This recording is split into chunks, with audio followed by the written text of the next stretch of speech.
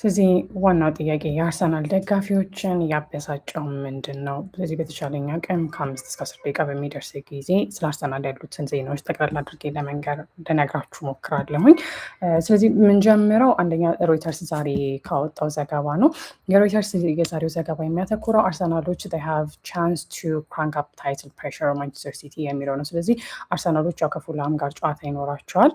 እናም ያንን ጨዋታ የሚያሸንፉ ከሆነ ማንቸስተር ሲቲዎች ላይ የፕሪሚየር ሊጉን ዋንጫ የማሸነፍ ጫና ይፈጥራሉ የሚል ዜና ነው እዚህ ጋር የተዘገበው። ስለዚህ በተለይ በአርሰናሎች ኒውካስልን 1-0 ካሸነፉ በኋላ በፕሪሚየር ሊጉ የነበራቸው ደስ የማይለው ውጤት ወይም ደግሞ ደጋፊዎችን እያሳዘነ የነበረ ውጤት ያው እሱ ትንሽ ተሻሽሏል የሚል ዜና ነው እዚህ ገብቶ። ስለዚህ recent 1-0 win over Newcastle ended a poor run and kept them competitive። ስለዚህ አርሰናሎች አሁንም በፕሪሚየር ሊጉ ተፎካካሪ እንዲሆኑ ያስቻላቸው ኒውካስልን 1-0 ቢሆን እነሱ ማሸነፋቸው ነው የሚል ነው ዛሬ የወጣው የሮይተርስ ዘገባ የሚነግረን።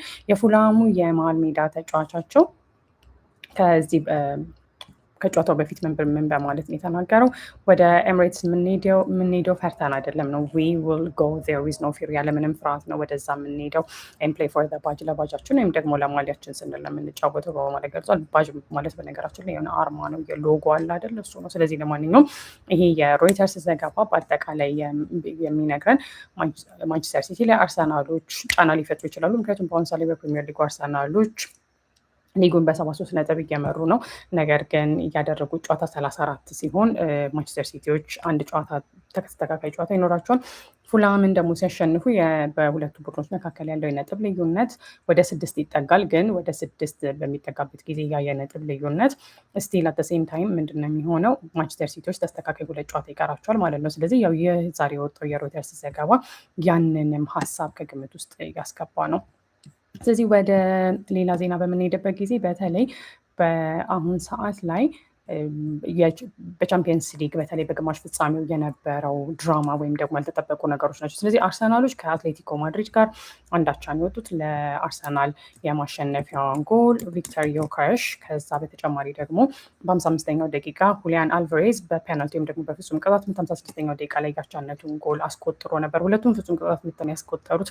ከዛ በኋላ ግን በተለይ ሌት የተሰጠው ፔናልቲ ወይም ደግሞ ፍጹም ቅጣት ምት በቪኤአር ተሽሮ ነበረ። ያ ደግሞ ሚኬል አርቴታን እና የአርሰናል ተጫዋቾችን በጣም እንዳበሳጫቸው ነው እዚህ ጋር የተዘገበው። ስለዚህ ወደ ዘጋርዲያን ዘገባ በምንሄድበት ጊዜ የእሱ አርስተ ዜና ራሱ የሚለው አርቴታ ዊል ሲክ ቱ ዩዝ ፐርሲቭድ ኢንጀስቲስስ አስ አርሰናል ፊውል አፍተር አትሌቲኮ አንገር። ስለዚህ ከአትሌቲኮ ጋር በነበራቸው ጨዋታ አርሰናሎች በጣም ተበሳጭተዋል። ስለዚህ ኢፍትሐዊ የሆነ ውሳኔ ነው በማለት ነው የገለጸው አርቴታ። ከዚህ በተጨማሪ ምንድን ያለው ለምሳሌ የተሰራው ጥፋት ወይም የተሻረው ፔናልቲ ፕሪሚየር ሊግ ላይ ቢሆን ቅጣት ምት ነበረ።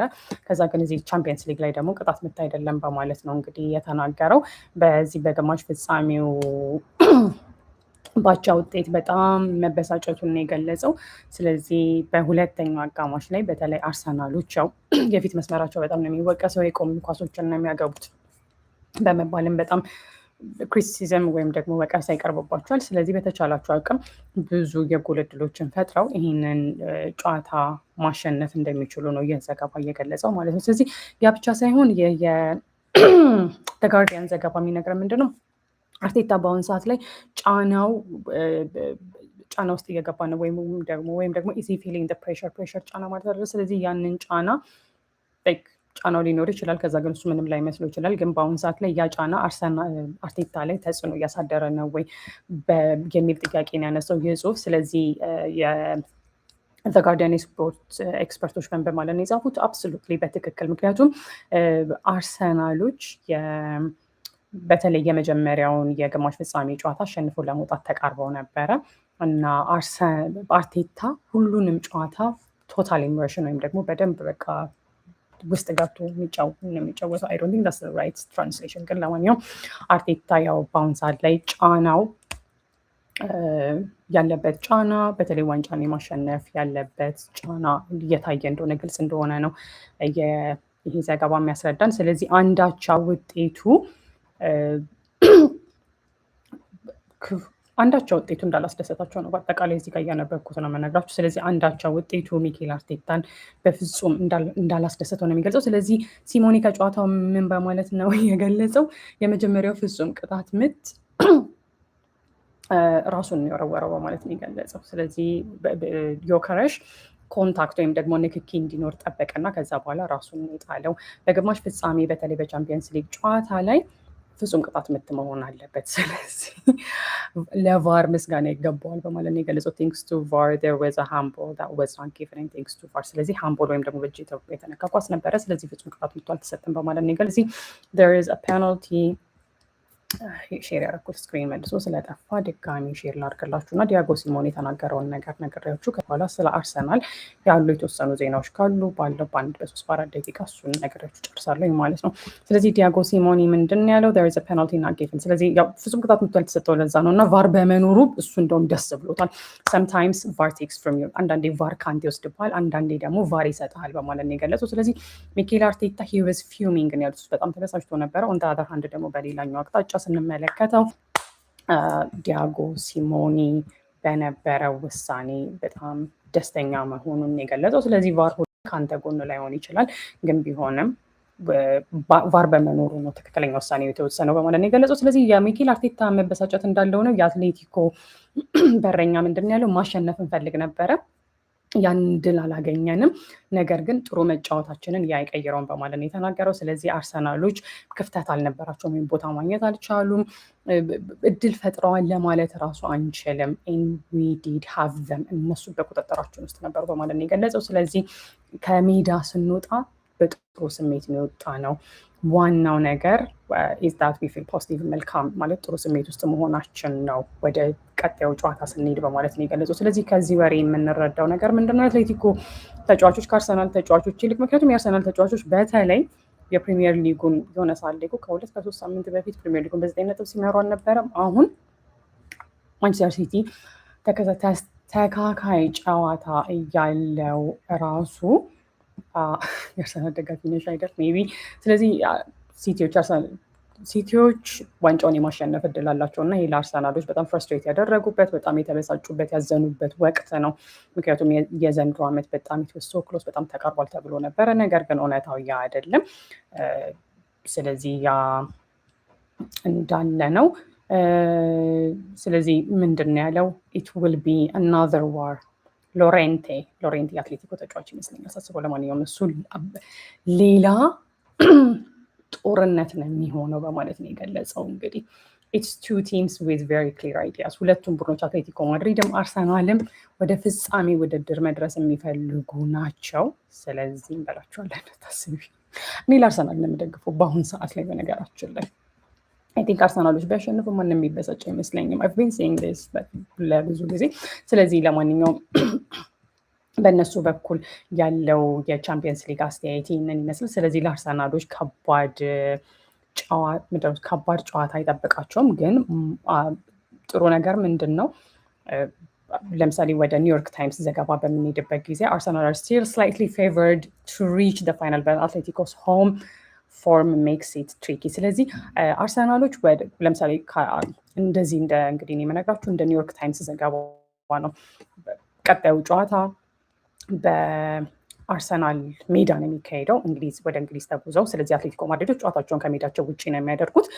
ከዛ የኒውዮርክ ታይምስ ዘገባ የሚነግረን ምንድን ነው? ፕሪዲክሽኑ ወይም ደግሞ የነሱ ግምት አርሰናሎች ከአትሌቲኮ ማድሪድ ይልቅ ወደ ቻምፒየንስ ሊጉ ፍጻሜ ጨዋታ መድረሳቸው የመድረስ ተስፋቸው ከአትሌቲኮ ማድሪድ ይበልጣል ነው የሚለው ይሄ ዘገባ። ነገር ግን ደግሞ በሜዳቸው አትሌቲኮ ማድሪዶች ያሳዩት አቋም ነገሮችን እንዲህ ነው ብለን ላንወስን ትንሽ ያው ጥርጣሬ ውስጥ ይከተናል በማለት ነው የገለጸው። በነገራችን ላይ ከጨዋታው በኋላ የቀድሞ የአርሰናል ተጫዋች ቴሪ ኦንሪ I don't know how to pronounce his name correctly። ለማንኛውም እሱ በተለይ አርሰናሎችን በጣም ሙገሳ ይገባቸዋል፣ አድንቆት ይገባቸዋል በማለት ሀሳቡን እንደሰጠ ሰምተናል። እና በተለይ አትሌቲኮ ማድሪድ ላይ ሄዶ አቻ መውጣት የማይናቅ ውጤት ነው በማለት ነው ሄንሪ የገለጸው ማለት ነው። ስለዚህ ይሄ ለአርሰናሎች ጥሩ ሊሆን ይችላል። ሌላኛው የአርሰናል ተጫዋቾች ተስፋ እያደረጉት ያሉት ነገር እንግዲህ እዚህ ስክሪኑ ላይ የምንመለከተው የአትሌቲኮ ማድሪዱ ተጫዋች ወደ አርሰናል ቤት ወይም የአርሰናልን ቡድን ስኳድ የመቀላቀል ፍላጎትን ማሳየቱን እሱን በተመለከተ ነው። የአርሰናል ደጋፊዎች እንግዲህ እሱ ወደ አርሰናል ቤት እንደሚመጣ ተስፋ አላቸው፣ ልክ እንደ ዴክላን ራይስ እንደመጣው ማለት ነው። ስለዚህ ለምሳሌ ዲያጎ ሲሞኔ ከጨዋታው በኋላ ምንድን ያለው ኢትስ ኖርማል ዳት አን ኤክስትራኦርዲናሪ ፕሌየር ላይክ ሂም ኢዝ ዋንትድ ባይ አርሰናል። እንደሱ አይነት ምርጥ ተጫዋች በአርሰናል መፈለጉ ኖርማል ነው ማለት ያው አልቫሬዝ አሁን እዚህ ጋር ስክሪኑ ላይ እንደምንመለከተው ከሚኬል አርቴታ ጋር ተቃቅፏል አይደለ? እንደዛ በማለት ነው የገለጸው። ስለዚህ እሱ አልቫሬዝ በአርሰናል መፈለጉ የሚደንቅ ነገር አይደለም፣ ምክንያቱም እሱ ምርጥ ተጫዋች ነው። ሂ ኢዝ አን ኤክስትራኦርዲናሪ ፕሌየር በማለት ነው የገለጸው።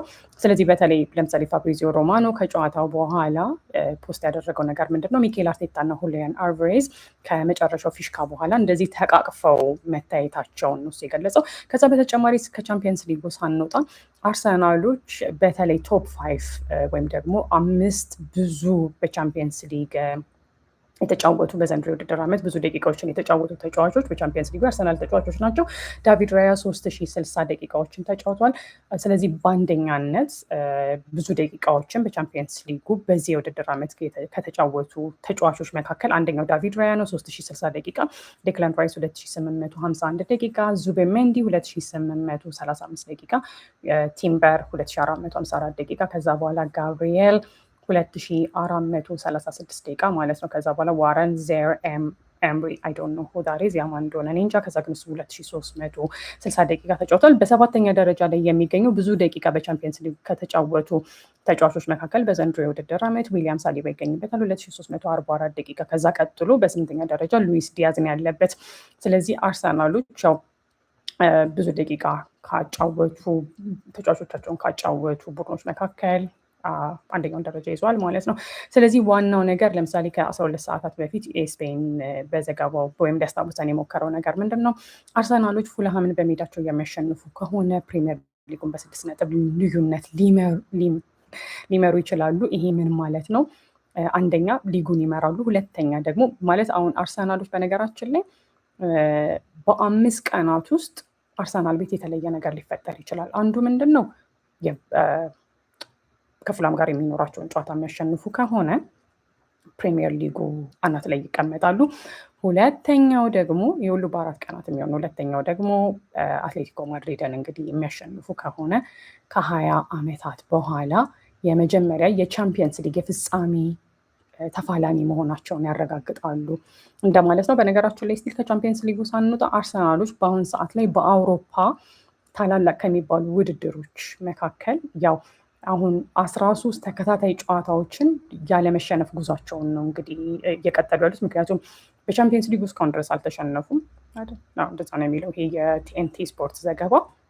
ምክንያቱም በቀደምም ከአትሌቲኮ ማድሪድ ጋርም ሳይሸነፉ አቻ በመውጣታቸው ያ ጥሩ የሚባል ነገር ነው። ከዛ በተጨማሪ አርሰናልን በተመለከተ ምን አለ? ቅድም እንደነገርኳችሁ ሚኬል አርቴታ የቤን ዋይት ሃንድቦል ወይም ደግሞ ቤን ዋይት በእጁ ስለነካው ኳስ በሚያወራበት ጊዜ በፕሪሚየር ሊግ ፍጹም ቅጣት ምት አይደለም፣ በቻምፒየንስ ሊግ ግን ፍጹም ቅጣት ምት ነው በማለት ነው የገለጸው። ስለዚህ ከባየር ሚዩኒክም ጋር በነበረው ጨዋታ ኮንሲስተንት ናቸው ወይም ደግሞ ዘላቂ የሆነ ውሳኔ ነው እየወሰኑ ያሉት። ስለዚህ ዛሬ ፍጹም ቅጣት ምት መሆኑን ተረድቻለሁ በማለት ነው የገለጸው። ወደ ቴሪ አንሪ በቃል በቃል የተናገረውን ነገር ስነግራችሁ ዶንት ዩ ዋንት ቱ ቢ አት ዘ ቶፕ አንደር ፕሬሸር፣ በጫና ውስጥ ስትሆን ከላይ ወይም ደግሞ መሪ መሆን አትፈልግም ወይ? ኦር ሚድ ቴብል ፕሌይንግ ናቲንግ ወይም ደግሞ የደረጃ ሰንጠረዡ መሀል ላይ ሆነ ለምንም አለመጫወት። ስለዚህ አናት ላይ አርሰናሎች አናት ላይ ሆነው የሁለተኛ የመውጣታቸው እድል ከፍተኛ ነው። ቢሆንም ግን የማሸነፍ እድላቸውን በዛው ልክ ሲቲዎች ነጥብ መጣልና አርሰናሎች የቀራቸውን ጨዋታ ማሸነፍ ብቻ ነው የሚጠበቅባቸው። ስለዚህ ቴሪ አንሪ ምንድን ነው ያለው? ዶንት ዩ ዋንት ቱ ቢ አት ዘ ቶፕ አንደር ፕሬሸር፣ ጫና ውስጥ ሆነ ከደረጃ ሰንጠረዡ አናት ላይ መሆን አይሻልም ወይ? መሀል የደረጃ ሰንጠረዡ መሀል ላይ ሆኑ ለዋንጫ ካለመጫወት ይልቅ በማለት ነው የገለጸው። ስለዚህ አይ ኖ ዌር አይ ውድ ላይክ ቱ ቢ፣ የት መሆን እንደሚፈልግ አውቃለሁ። አርሰናሎች የት መሆን እንደሚፈልጉ አውቃለሁኝ። አርቴታ አርሰናሎች የሚገባቸው ቦታ ላይ ለማስቀመጥ ጠንክሮ ሲሰራ ነበረ። ስለዚህ በአሁን ሰዓት ላይ የቻምፒየንስ ሊጉን እና የፕሪሚየር ሊጉን ዋንጫ የማሸነፍ እድል ያላቸው መሆኑን ያው እሱ መዘንጋት የለብንም በማለት ነው የገለጸው። ስለዚህ ወደ ዲያጎ ሲሞኒ በምንሄድበት ጊዜ ወን ጌም ኤንድስ 5-4 አንድ ጨዋታ ለምሳሌ 5-4 በሚጠናቀቅበት ጊዜ ሁሉም ሰው ምን አይነት ምርጥ ጨዋታ ነበረ፣ 5 ጎል እኮ አገቡብን በማለት ያወራል በማለት ነው የገለጸው። ስለዚህ አይ ዶንት ኖ ኢፍ ኢትስ ሰች ጉድ ጌም ፎር አስ ሆች ለኛ ለአሰልጣኞች ጥሩ ጨዋታ ይሆን አይሆን እኔ እንጃ። ነገር ግን በቴሌቪዥን ሲታይ ኦፍኮርስ በእርግጥ ያ አዝናኝ በቴሌቪዥን ለማየት አዝናኝ የሆነ ጨዋታ ነው በማለት ነው የገለጸው። ሌላኛው ላይቭ ስኮር ጨዋታው በሚካሄድበት ጊዜ ያስታወሰን ነገር ምንድን ነው? ለምሳሌ ዳቪድ ራያ በተለይ ሁሊያን አልቫሬዝ የሞከረውን ኳስ ነው እንግዲህ ኦልሞስት በእጁ ያወጣበት ተንጠራርቶ፣ ስለዚህ ምርጥ ኳስን ያዳነው በማለት ነው እየገለጸ ያለው። ከዛ በተጨማሪ አርሰናልን በሚመለከት ሌላ ምን አይነት ዜና አለ? ወደዚህ ልመለስና ይህን ቪዲዮ ላጠናቅ። ኦኬ ስለዚህ በአሁኑ ሰዓት ላይ ስለዚህ ወደ አርቴታ ሙድ ወይም ደግሞ አርቴታ ወዳለበት ስሜት በምንሄድበት ጊዜ በተለይ ዘሰን በዘገባው አርቴታ በአሁኑ ሰዓት ላይ ኢዝ ቬሪ ኢንቴንስ ራይት ነው። በጣም ያው ጭንቀት ውስጥ ነው ያለው። ቪዚብሊ ፍርስትሬትድ ዱሪንግ ማችስ ጨዋታዎች ላይ እሱ ትንሽ ጭንቀት ውስጥ እንዳለ ፍርስትሬት እያደረገ እንደሆነ የሚታይ ነገር ነው በማለት ነው የገለጹት። ስለዚህ በተለይ ያው የእግር ኳሱ ኤክስፐርቶች ወይም ባለሙያዎች አርቴታ በአሁኑ ሰዓት ላይ ያለበት ጭንቀት ሁለት ውጤቶች ሊይዞ ሊመጣ ይችላል። አንደኛው ቡድኑን ሞቲቬት ሊያደርገው ይችላል ወይም ደግሞ ቡድኑን ሊያነሳሳው ይችላል። ነገር ግን ቡድኑን ካላነሳሳው ሌላኛው አንድ ውጤት ብቻ ነው ያለው በማለት ነው እንግዲህ እየተነጋገሩ ያሉት። ሌላኛው ምንድን ነው? ጭራሽ አሁን ቁልፍ በሆነው ሰዓት ላይ ተጫዋቾች ላይ ተጨማሪ ጫና ሊፈጥር ይችላል በማለት ነው የገለጸው። ስለዚህ ያው አርቴታ በተቻለው አቅም ተጫዋቾቹ የነበራቸውን ምርጥ ጉዞ ለማስቀጠል እና ተስፋ እንዳይቆርጡ ለማድረግ እየጣረም ነው በማለት ነው እንግዲህ ደሳን በሪፖርቱ የዘገበው። ዘጋርዲያንም እንደዛ ነው ያለው። ወደ ትራንስፈር ሩመር በምንሄድበት ጊዜ ያው የአትሌቲኮ ማድሪዱ ስትራይከር ወይም ደግሞ የፊት መስመር ተጫዋች ሁሊያን አልቫሬዝ እንደ ስኮቲሽ ዘሰን ዘገባ ያለውን ፍላጎት ግልጽ አድርጓል የሚል ወሬ ነው እዚህ ጋር ያወራው። ስለዚህ ከዛ በተጨማሪ ደግሞ እንደ ወጣት ተጫዋቾች ልክ ኢተን ንዋኔሪ የመሳሰሉ ተጫዋቾች ምንድን ነው እነሱም ወደ የአርሰናልን ቤት የመቀላቀል ተስፋ ፈንድ ቢግ ሙቭ ሪፖርትስ ሰጀስት they could sell multiple players even big names። ስለዚህ ኢተን ንዋኔሪ አርሰናልን መቀላቀል ሲሆን ሊሸጥ ይችላል በማለት ነው የገለጸው። ስለዚህ ፈርስት ቲም ፕሌየርስ እስቲ ይሄንን ላንብቦት። ስኮቲሽ ሰን ያወጣውን ዘገባ ላንብቦና ይህ ቪዲዮ እንዳይረዝም ይሄንን ልዝጋው ማለት ነው። ኦኬ 5 players who could be ስለዚህ ሁሊያን አልቫሬዝ ወደ አርሰናል ቤት የሚመጣ ከሆነ ንዋኔሪ፣ ሉዊስ ኬሊ በአርሰናል ቤት ውስጥ ሊሸጡ ከሚችሉ 5 ተጫዋቾች መካከል ናቸው በማለት ነው እንግዲህ የገለጸው። ያ ሁሉ የሚሆነው የሁሊያን አልቫሬዝን ትራንስፈር ወይም ደግሞ ዝውውር ፈንድ ለማድረግ ወይም ለዛ ገንዘብ ለማግኘት ነው። ስለዚህ እነዚህን ተጫዋቾች ወጣቱ ተጫዋች ኢተን ንዋኔሪ፣ ማይልስ ሉዊስ ኬሊ እነሱ ሊሸጡ ይችላሉ። ጋብሪኤል ማርቲኔሊ፣ ጋብሪኤል ጄሱስ እና ቤን ዋይትም ሊሸጡ ይችላሉ በማለት ነው እንግዲህ ይሄኛው ስኮቲሽ ሰን ነው እንግዲህ ስኮቲሽ ሰን ነው እንግዲህ በዘገባው የገለጸው። የአርሰናል ደጋፊዎች እንግዲህ መምረጥ አለባቸው ነገር ነው የሚሆነው። ስለዚህ ለማንኛውም ሌላኛው ደሰን በድጋሚ በዘገባው የአርሰናል ደጋፊዎች አርሰናሎች አሁን በቅርቡ ባላቸው የጨዋታ መርሃ ግብር ደስተኛ እንዳልሆኑ ነው የገለጸው። በተለይ ወደ ሰኞ ማታ የተዛወረው የጨዋታ መርሃ ግብር በሱ ደስተኛ ለመሆናቸውን ነው የገለጸው። ስለዚህ በአጠቃላይ ባጭሩ አርሰናሎች በአሁኑ ሰዓት ላይ ፕሪሚየር ሊጉን ዋንጫ ለማሸነፍ ዴር ፋይቲንግ እየታገሉ ነው ያሉት።